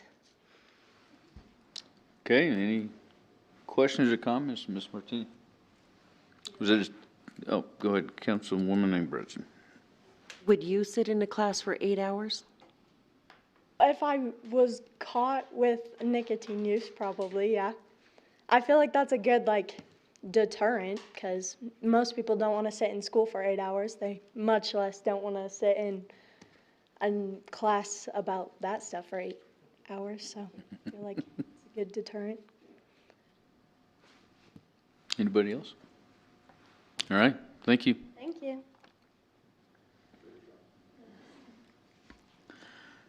Anybody else like to talk to council about this? Okay, discussion? Vice Mayor Pacheco, and I'll come back to you, Sean. So, further disclosure, I used to work for Mercer House, and I actually used to teach tobacco education classes. Many years ago, I used to do tobacco cessation for group homes back in my case management days. Obviously, tobacco and vaping more to an extent is more of a problem probably in high schools from talking with kids, where kids will go into the bathroom and probably vape real quick, and then they'll go back to their classes, which I know is happening because I hear that from my kids and say that they see it all the time. And so it is a problem, it's happening, and we know that the health concerns for tobacco and nicotine are not great. I also do know that Mercer House doesn't make a significant amount of money when it comes to these classes. It pays for instruction, it pays for materials and things like that. What happened is I think when we had the ending, which I did not know this would be an intended consequence when they dropped it to $25 per each time that they get caught, the consequences for it weren't that big of a deal now. They're just not that big of a deal. $25, oh, I got to pay it, and then I'll just do that, or these are my options. Well, then they had options. Instead of getting into trouble more with the law, they had the option to go to a class and say, oh, I can sit in a class for 8 hours and learn about tobacco education and the effects of that. And so what that ends up happening is, yeah, is that a big pain for these kids? Yeah, it is. They come in with big bad attitudes and they don't want to be there, but they learn about the effects of tobacco and the effects of vaping now. And so is it going to be a stretch now for 18-year-olds having to do that? The problem with it is now, though, is that there is no tobacco education that comes with that. They pay a $25 fine. And so we have found ourselves in a little bit of a mess, per se, because I do believe tobacco education does work, and now vaping education, I believe it does work. Prevention education and tobacco education does work, and Mercer House fills that void as a nonprofit. They're not in there to make money from it or to do any of those types of stuff. They make very little, and they scrimp by basically by as a nonprofit with grants, and sometimes those grants aren't always guaranteed. And so they have to do a yearly fundraiser for that. So I intend to bring in and broach this with the city, how we can deal with this as a community to find out how do we deal with tobacco issues. And if they're only having to pay a $25 fine, how do we move forward with that? So it was an unintended consequence that I did not foresee. I supported the 21 age to be in alignment with the state, but I did not see this as an issue, and so I'm glad they brought it forward to me. So I'll continue to bring that up, and I'll probably talk to the chief a little bit about that, and if there are officers having issues with that, especially the resource officers. Casper Youth Council, this may be a conversation you may need to have as well, as with the Youth Empowerment Council, who has addressed it with me as well. So I think that there's a lot of fat to chew on as we move forward with that. I spoke a lot, and so I'll move forward from that, but I intend to continue to bring this up. So thank you for being here, Whitney. Councilman Johnson. Thank you. As I've said before, to me this is more of an issue of personal choice and individual responsibility, especially as an adult. I understand the trend in our society is to move away from smoking, tobacco use, which is a good thing. But my issue is that we're raising the age of tobacco use to 21. Alcohol is at 21. But it's okay to enter into legally binding contracts as an 18, 19, and 20-year-old, such as going and enlisting in the U.S. military, being sent into combat. You can enter into the pornography industry at those ages. But you can't have alcohol, and you can't have tobacco, and you can be prosecuted and given a criminal record over those two things. And so to me, if you're going to raise the age of tobacco use to 21 and alcohol use to 21, that's fine. But then raise the age of everything else to 21. The government needs to decide where's the adult line. It can't be here and here. It's got to be one or the other. So they should be raising the age of enlistment to 21 years old. They should be raising the age of marriage consent to 21 years old. All of these things should be elevated to 21, in my opinion, if that's where the line's going to be. You can't be kind of an adult at 18, but not really until you're 21. It just doesn't make any sense to me. Councilmember Pollack. Have some clarifying questions. I'm trying to understand better the relationship between the fine and disincentivization for going to the class. It's been too many years since I had to take that class myself to remember exactly how it worked. So do you take the class in lieu of the fine? If I remember right, it's also removes it from your record, so that is an incentive to take it regardless of if the fine is 25 or 50. And I would imagine for most people that would be the bigger incentive to attend the class than paying an extra $25. So I'm just trying to understand, if we cut the fine in half, you can still attend the class and get it removed from your record, or is it that you attend the class in lieu of paying the fine entirely, so there's an added financial incentive to taking the class? So whoever wants to field that, just not totally sure the relationship between the two.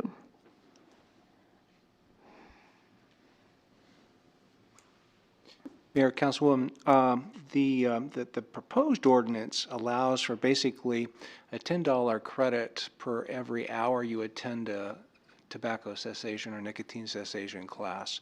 Of course, if you're only getting fined $25, it's a 2.5 hour class. And along with that, once the fine is paid, and then within 6 months, there's an expungement from your record for possession. So yeah, the trade-off here seems to be pretty significantly higher in progressive fines for people who sell, but considerably smaller fines for those who use. Follow-up. Good. For me, these like fines are kind of punitive compared to what I think is the bigger benefit to somebody, which would be attending a class to learn about health impacts of nicotine use. So could we not just change the rate of return, so to speak, back to $5 and make the fee $25, so then it would still be, or was it $5 per hour and a $50 fine, so it was more like 10 hours of class that you needed to attend in order to remove the fine burden from yourself? It was $100, or currently it is $100, and it is under our ordinance $5 per hour as opposed to the 10.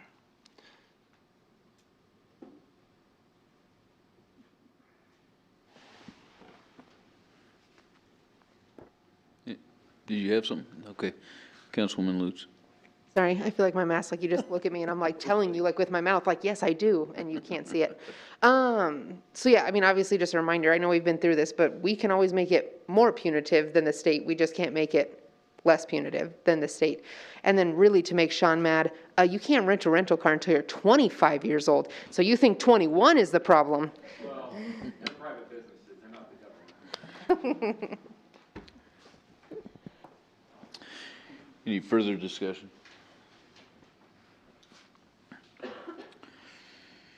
Okay, any amendments? Vice Mayor Pacheco.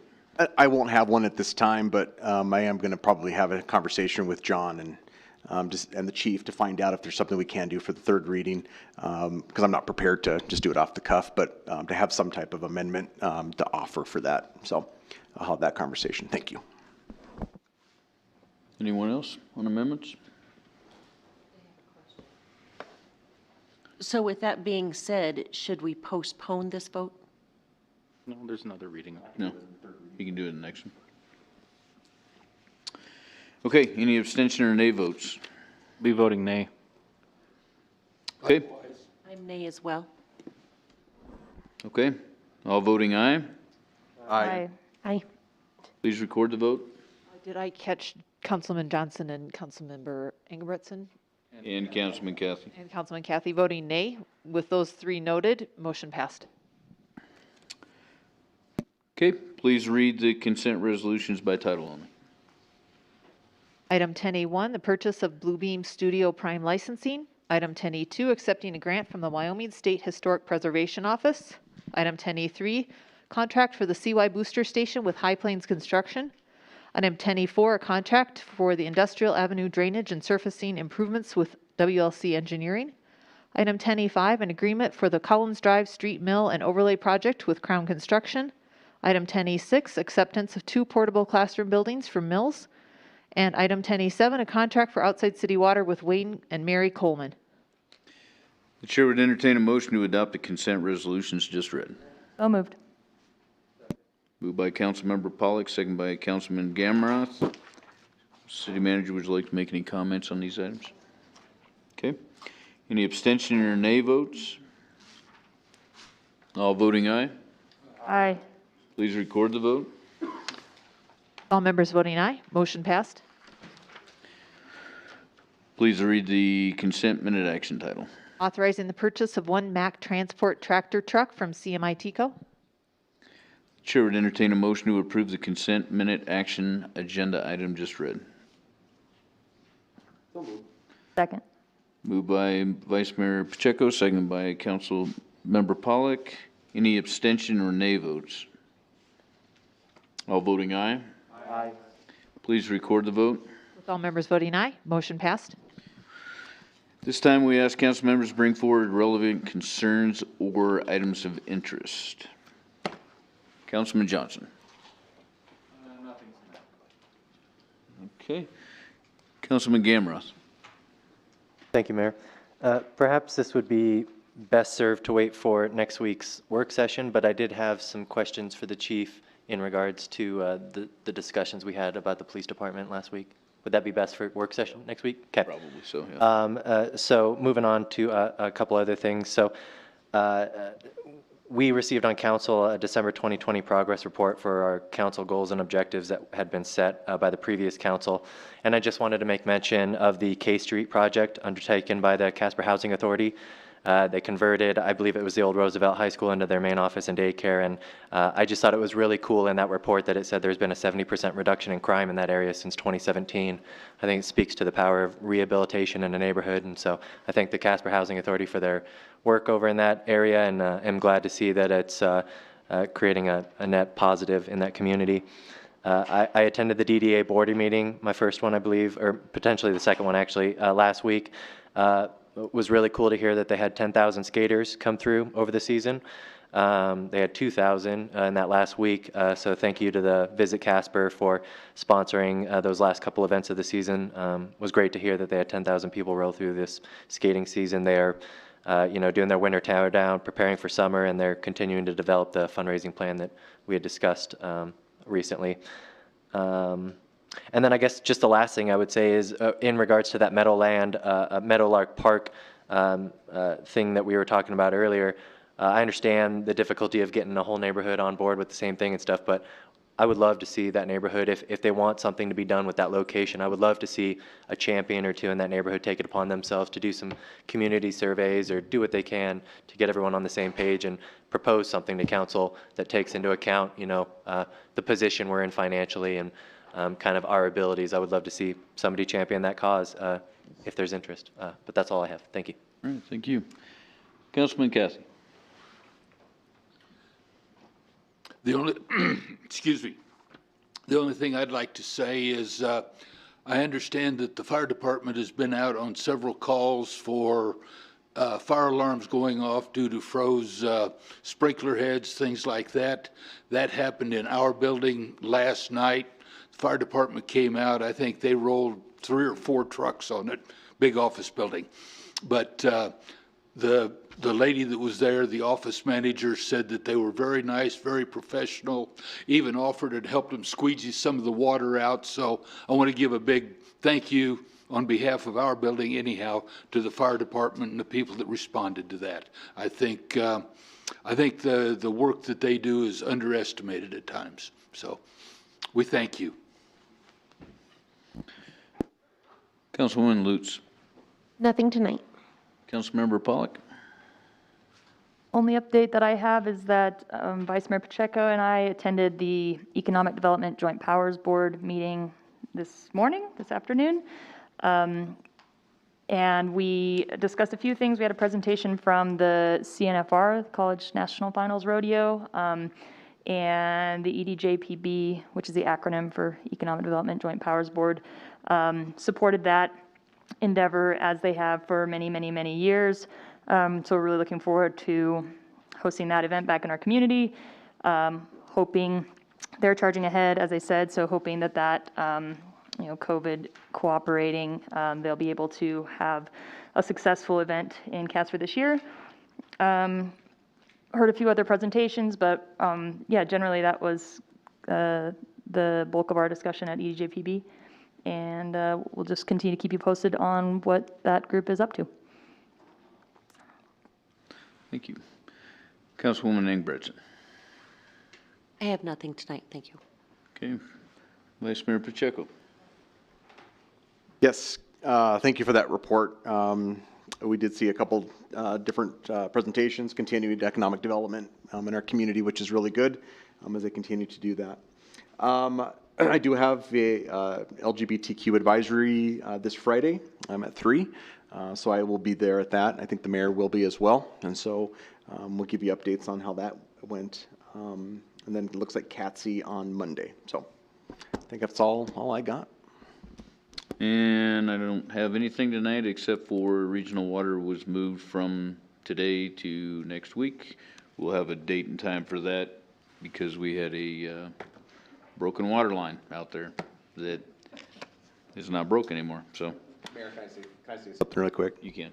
I just forgot. And I'm just looking at my calendar, it's like sitting right here in front of me. Casper Youth Council.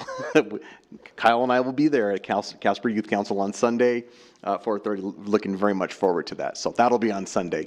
Can't believe I forgot that. So it was your calendar that reminded you and not all the individuals from the council? What I'm going to tell you what I think it is I think I need readers. I cannot see things sometimes, so I think I need them.